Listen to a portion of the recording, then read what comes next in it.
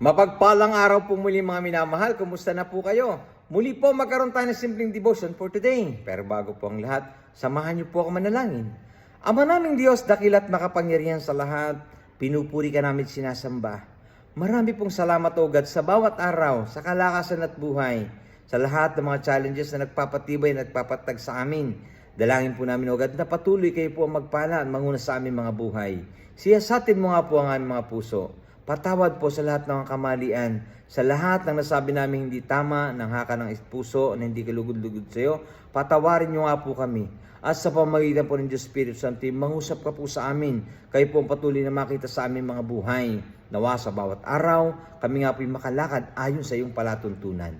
Maging sa simpleng devotion ito, O God, dalangin po namin na maging blessing po ito sa bawat sang nakikinig. Sa iyo lamang po ang papuri, pasalamat. In Jesus' name we pray. Amen. Ang sabi po ng Bible, mga minamahal, sa aklat po ng Luke chapter 6, mula po sa 27 hanggang 28. But I say unto you, which hear, love your enemies, and do good to them which hate you. Bless them that curse you, and pray for them which despitefully use you. At ganoon din po sabi ng Proverbs chapter 24 verse 17, rejoice not when thine enemy falleth, let thine heart be glad when he stumbleth, lest the Lord see it and displease him, and he turn away his wrath from him. Salamat po sa salita ng Diyos. Ang sabi po ng Biblia, mga minamahal, mahalin daw po natin ang ating mga kaaway.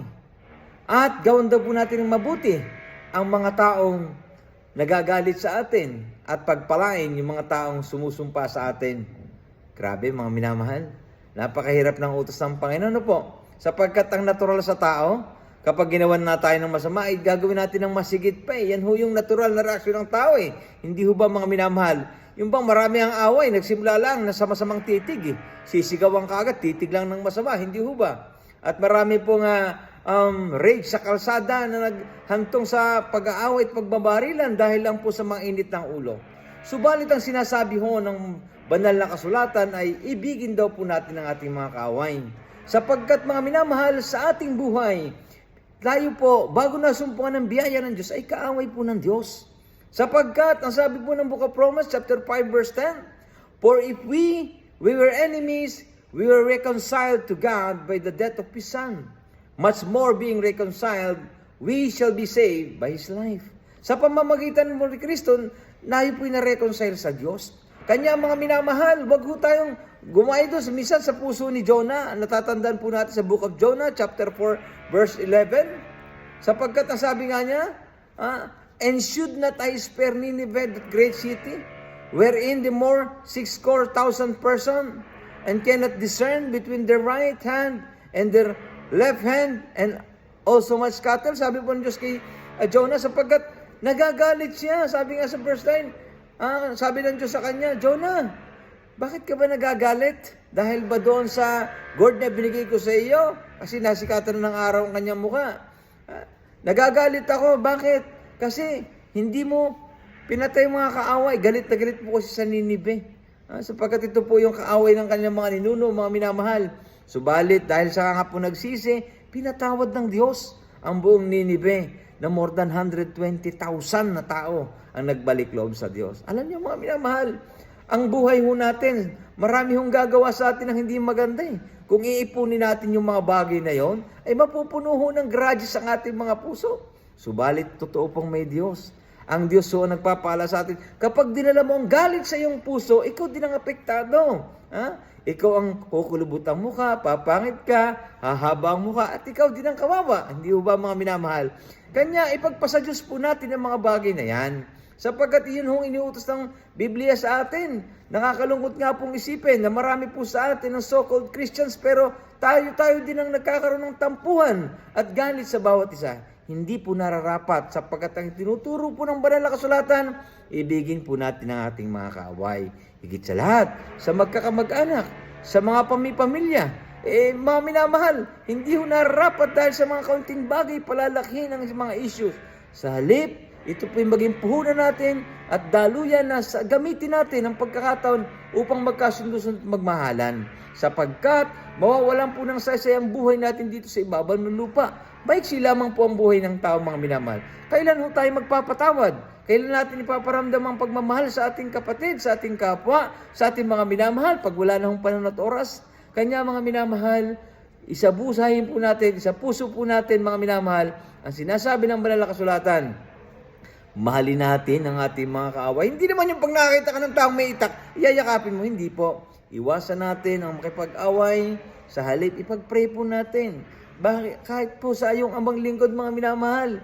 Marami din pong nagtampo sa mamaan loob. Subalit, hindi po natin kinakailangang suklian ng ganong mga bagay na sapagkat parehas lang po tayo kapag ginawa natin yon. Kanya, biyaya lamang po ng Diyos ang lahat ng bagay. Sa bawat araw, ito po ilapit natin sa Diyos. Naway ang Diyos ang humipo sa ating mga puso. Sapagkat kapag tayo ang nag-ipon ng galit sa ating mga puso, katulad din ka ni Pero na pinuno ng galit ang kanyang puso hanggang siya sinapahamak. Nagalit na nagalit sa mga Israelites. Wag po tayong ganon. Huwag natin patitigasan ang ating puso. Sapagkat ang nais ng Panginoon ay maging malambot ang ating mga puso. Yan ho sabi ng Biblia, di ba? Sa aklat ng Ezekiel 36 verse 25, mga minamahal, verse 26, na tayo ay bibigyan ng Diyos ng malambot na puso. Aalsin niya yung pusong bato. Sapagkat yung pusong bato, mga minamahal, namamanhid yan. Hindi na ho tumatanggap ng paliwanag. Higit sa lahat, hindi ho tinatanggap ang salita ng Diyos. Kanya mga minamahal, sa ating buhay, sa bawat araw, kung meron man tayong nakikitang tao na nagdurusa, nahihirapan, huwag ho natin pagtawanan. Sa halip, sabi nga po ng Proverbs, mga minamahal, huwag ho natin katuwa. Sapagkat baka alisin ng Diyos ang galit sa kanya at He turned away His wrath from him at mapunta sa iyo. Yun ho sinasabi ng Bible, mga minamahal. Sapagkat ako'y naniniwala sa ating buhay, katulad ng sinasabi ng Proverbs 24 verse 16, For a just man falleth 7 times and riseth up again, but the wicked shall fall into mischief. Sa buhay natin, kapag tayo nadadapa, bangon lang po tayo. Sapagkat mapagbiyaya po at sagana ang pagpapala ng Diyos, ipagkatiwala lang po ng ating puso. Subalit, wag na wag po tayong magkakaroon ng galit, sama ng loob, sapagkat yan po'y aanihin din po natin. Kung may mga tao man na gumagawa sa atin hindi maganda, ipagpasa Diyos po natin, sapagkat ang Diyos ang higit sa lahat na nakakita ng lahat ng bagay. Nawa, sa simpleng paalala po ng salita ng Diyos, pinagpala po tayo sa araw na ito. Tayo po'y manalangin. Ama naming Diyos, dakila't makapangyarihan sa lahat, marami pong salamat o God sa iyong salita. Tunay, O God, ang lahat ng ito ay biyaya mo lamang sa bawat araw ng aming mga buhay. Maging ang kalakasan. Dalangin po namin, O God, na ma-purify po ang aming mga puso. Higit sa lahat, O God, mailapit po namin ang bawat isa. Maipag-pray po namin, O Lord, yung mga tao na nakagawa man ng pagkakamali sa amin, di man po naging magandang pakikitungo sa amin. Lord, Ikaw po nakababatid ng lahat ng bagay. Ito po'y patuloy na magpapatibay sa amin, magpapatatag. Kayo po ang aming saligan, sandigan, sa lahat ng oras. Sa iyo lang kami po nagtitiwala ng buong puso. Pagpalain mo nga po ang bawat isa at nawa, O God, na ang bawat puso ay huwag na din pagmatigasan. Batid po namin kayo kumakatok sa pintuan ng bawat puso. Naghihintay lamang, O God, na kayo po'y papasukin. Dalangin po namin ang lahat ng ito. In Jesus we pray. Amen. Muli po, mapagpalang araw sa bawat isa. And God bless us all. Thank you po.